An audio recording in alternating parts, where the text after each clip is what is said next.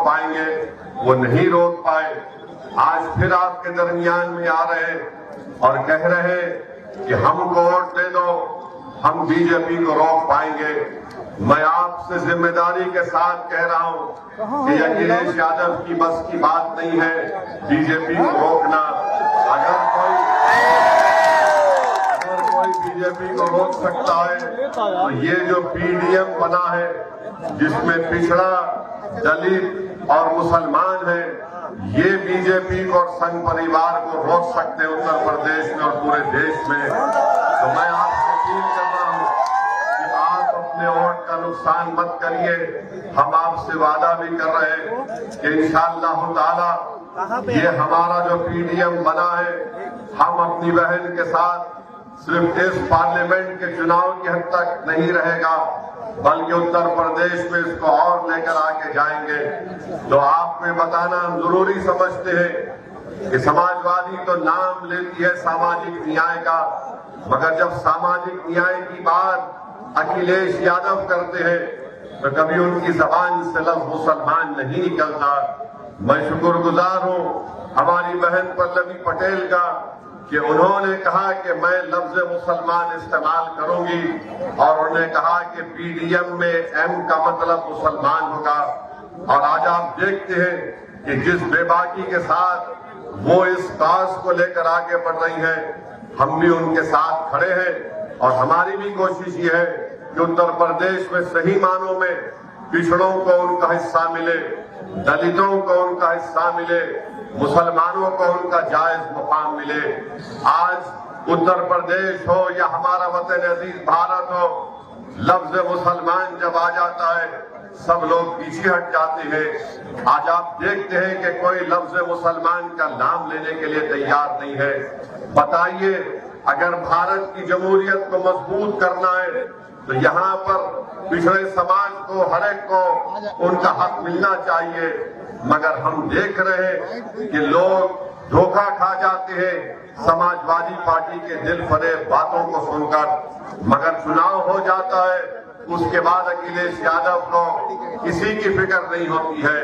मेरी आपसे गुजारिश है, ये पार्लियामेंट का चुनाव भारत की तारीख का एक बहुत अहम और बड़ा ही नाजुक पार्लियामेंट का चुनाव है। आप अपने के वोट का सही इस्तेमाल करिए। और आपके सामने हमारे भाई नरेंद्र सरोज है, ये कैंडिडेट है, इनका इंतखाबी निशान सिंबल एनवलप है। आप उनका वोट, अपना वोट इस्तेमाल करिए, उनको कामयाब करिए। दूसरी जानिब बीजेपी है। 10 साल से नरेंद्र मोदी ने भारत में भारत के युवाओं को, नौजवानों को बेरोजगारी उनका मुकद्दर बनाकर रख दिया। आज रोजगार नहीं दे पाते हैं और नरेंद्र मोदी के पास इसका कोई जवाब नहीं है। महंगाई आसमान को छू रही है। मैं आपको याद दिलाना चाहूंगा कि 2022 के विधानसभा के चुनाव में जब तीसरे मरहले की मतदान हो चुका, उस वक्त नरेंद्र मोदी ने उत्तर प्रदेश की आवाम के दरमियान में आकर कहा था कि मोदी आपसे वादा कर रहा है कि जितने चुट्टा जानवर फिर रहे, मोदी उनको उसका इंतजाम करेगा। बताइए, आज उत्तर प्रदेश में सबसे बड़ा मसला ये तमाम के तमाम जो जानवर जो रोडों पर फिरते हैं, किसानों की खेत खा लेते हैं, और जब वो गरीब किसान जाकर उनसे पूछता है कि भैया हमारे खेत को नुकसान हो गया, तो गवर्नमेंट की तरफ से कहा जाता है बाबा और योगी ने आपको 500 रुपए का इनाम दिया है, ये 500 रुपए रख लीजिए। आप बताइए, रात में खेत में जानवर घुस जाते हैं, जिसका वादा नरेंद्र मोदी ने किया। नरेंद्र मोदी ने विधानसभा के चुनाव में कहा था कि मोदी आपको वादा कर रहा है। आज भारत के प्रधानमंत्री तो आराम से दिल्ली में अपने महल में आराम कर रहे हैं, मगर उत्तर प्रदेश का गरीब और किसान परेशान है इन चुट्टा जानवरों से। इसका कोई पुरसाने हाल नहीं है। आज आप देखते हैं कि नरेंद्र मोदी कहते हैं कि मैंने गरीबों को गैस का सिलेंडर दिया। मोदी जी, कभी किसी गरीब के घर में आप चले जाइए, 1 या 2 गैस का सिलेंडर के बाद वो गरीब परिवार गैस का सिलेंडर खरीद नहीं सकता, उनके पास उतने पैसे नहीं है, वही लकड़ियों पर खाना पकता है, वही धुआं निकलता है हमारी बहनों के लिए। फिर तीसरा नरेंद्र मोदी कहते हैं कि मैंने प्रधानमंत्री आवास योजना में घर दिए। अरे कहाँ दिए आप बताओ ना हमको। मैंने प्रधानमंत्री आवास योजना के लिए, मुद्रा लोन के लिए और ये गैस के सिलेंडर की स्कीम के लिए मैंने आरटीआई एप्लीकेशन डाला, मगर कभी इसका जवाब नहीं आता है। तो मेरी आप तमाम से अपील है कि आपको देख समझकर अपने वोट का इस्तेमाल करना है। अभी हम आ रहे थे तो रास्ते में नरेंद्र मोदी का हमने एक वीडियो देखा। नरेंद्र मोदी जिस सफाई के साथ झूठ को बोलते हैं, शायद ही कोई इस तरह से झूठ बोल सकता होगा। भारत के प्रधानमंत्री ने कहा, एक टीवी चैनल को इंटरव्यू देते हुए कहा कि मैंने गाजा में जो इजरायली जालिम हुकूमत बमबारी कर रही थी, मोदी ने कहा कि मैंने यहां से अपने कदमी को भिजाया ताकि वो जाकर बेंजामिन नेतन्याहू से कहे कि रमजान के महीने में बमबारी मत करो। नरेंद्र मोदी इतना झूठ क्यों बोलते हैं आप? यकीनन एनएसए गए थे। सुनिए, यकीनन एनएसए गए थे, मगर पूरे रमजान में जालिम इजरायलियों ने गाजा के फलस्तीनियों पर बम बरसाते रहे। आज 16,000 बच्चे मर गए नरेंद्र मोदी गाजा में, 15,000 महिला मर चुकी है, 12 लाख अवाम बेघर हो चुकी है। एक नहीं, दो नहीं, करीब 20,000 के करीब बिल्डिंगें इजराइल ने बर्बाद कर दिया। और भारत के प्रधानमंत्री झूठ बोलकर कह रहे कि मैंने भिजाया था इजराइल को। ये मुझे खामखा घेर लेते हैं मुसलमानों के नाम लेकर। मोदी जी, कोई नहीं घेरता, आप घेरने का काम करते हैं, मगर इंशाअल्लाह ताला अब हम आपके घेरे को तोड़कर निकलेंगे इंशाअल्लाह। आप बताइए,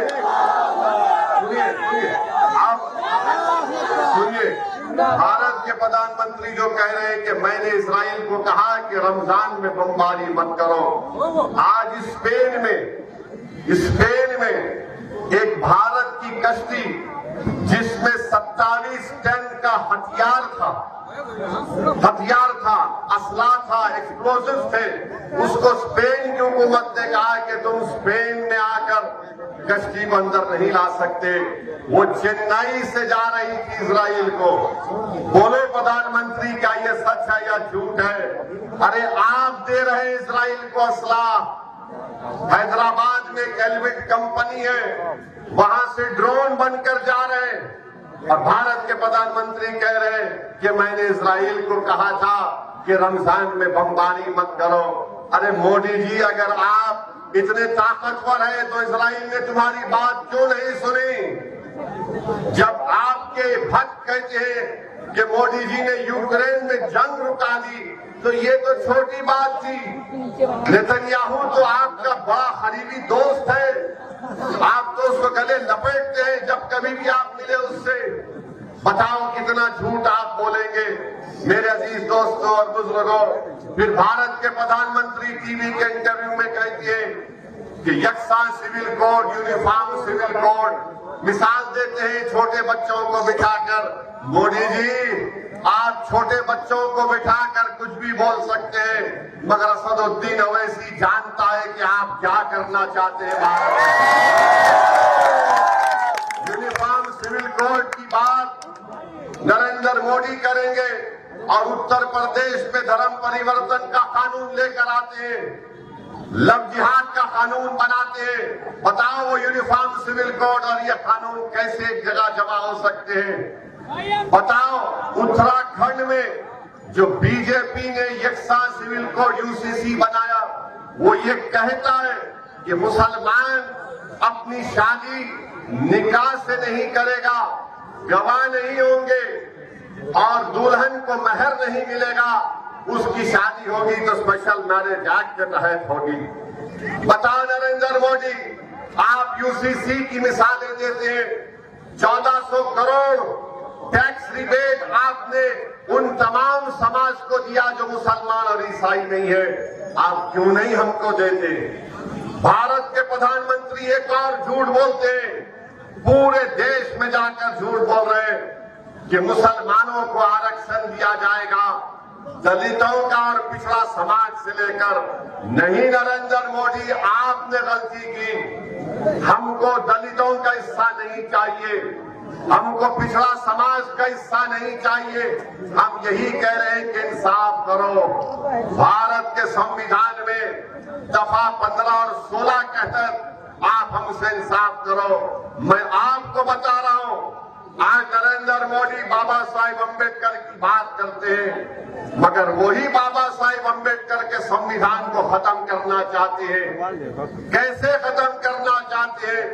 नरेंद्र मोदी की सरकार ने इकोनॉमिक वीकर सेक्शन के ऊपर 10% रिजर्वेशन दे रहे हैं। किसमें दे रहे हैं? तालीम में और रोजगार में। अब ये 10% में न दलित जा सकता है, इस 10% में न अदर बैकवर्ड क्लास के पिछड़ा लोग जा सकते हैं, और ये 10% सिर्फ अपर कास्ट लोगों के लिए मोदी ने किया। बताओ नरेंद्र मोदी, जो आबादी का 80% हिस्सा है, आप उनसे कह रहे हैं कि तुम 27% या 50% में अपना खेल खेलो, और जो इस देश के 10% हिस्सा है, 20% हिस्सा है, नरेंद्र मोदी उनको 10% हिस्सा दे रहे हैं। बोलो मोदी, किसका रिजर्वेशन आप छीन रहे हैं? आप दलितों का हिस्सा मार रहे हैं, बैकवर्ड क्लास का हिस्सा मोदी मार कर देना चाहते हैं। और याद रखिए, ये 400 पार की बात जो बीजेपी कर रही है, वो संविधान को बदल देंगे।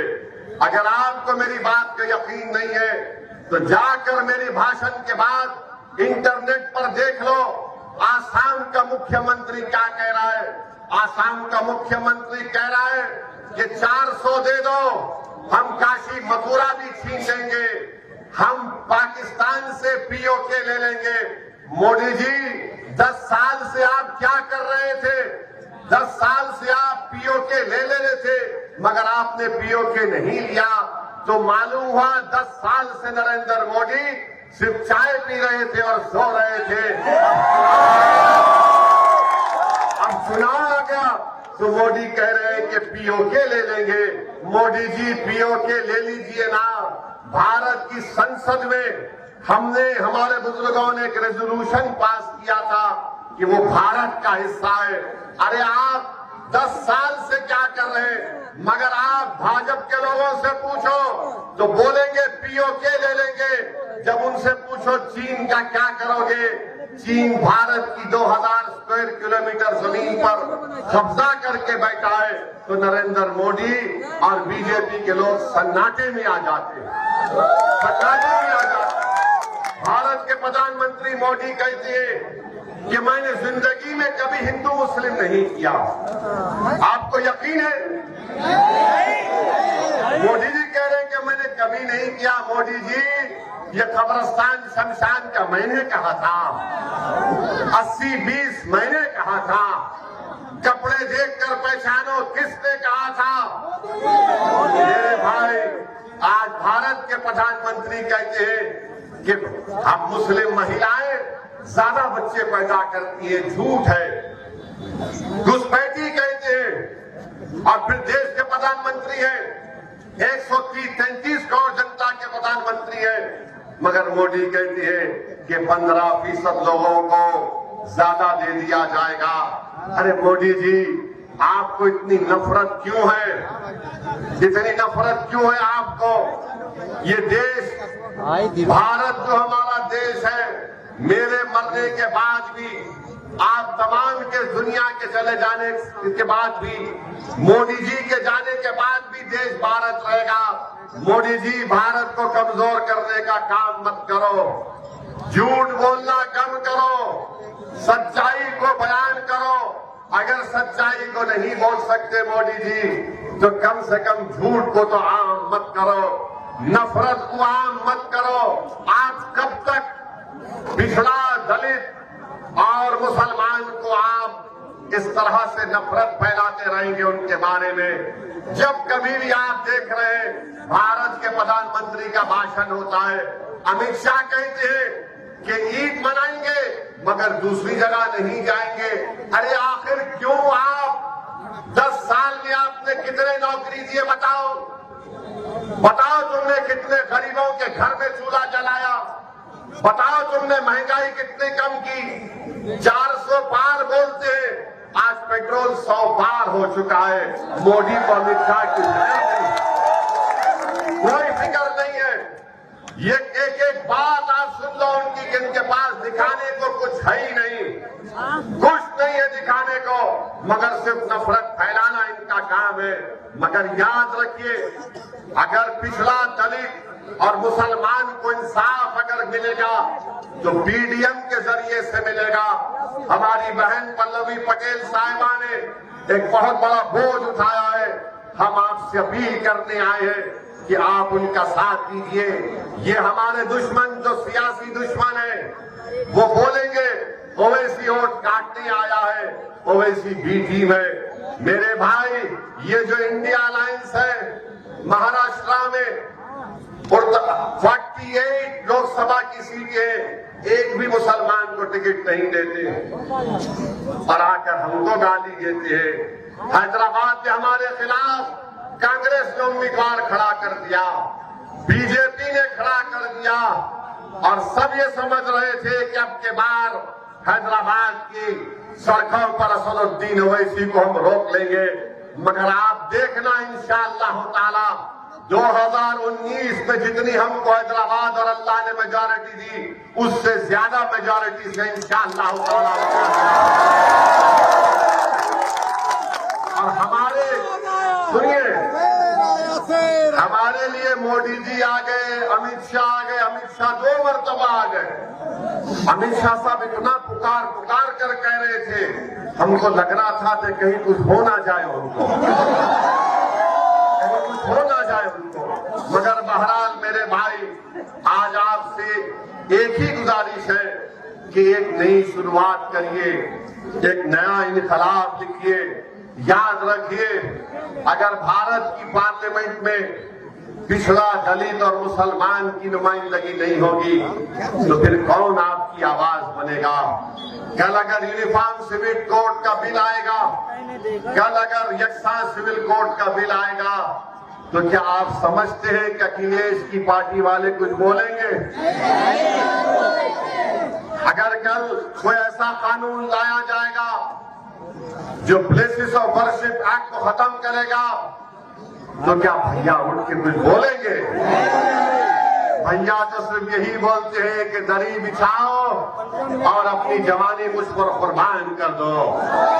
मेरे भाई, जिस शख्स के परिवार के लोग पूरे भाजपा में चले गए, उनके छोटे भाई की पत्नी बीजेपी में चले गई, हर जगह से उनके रिश्तेदार बीजेपी में चले जाते हैं। तो हम आपसे अपील कर रहे हैं कि अपना एक एक वोट एनवलप के निशान पर लगाइए।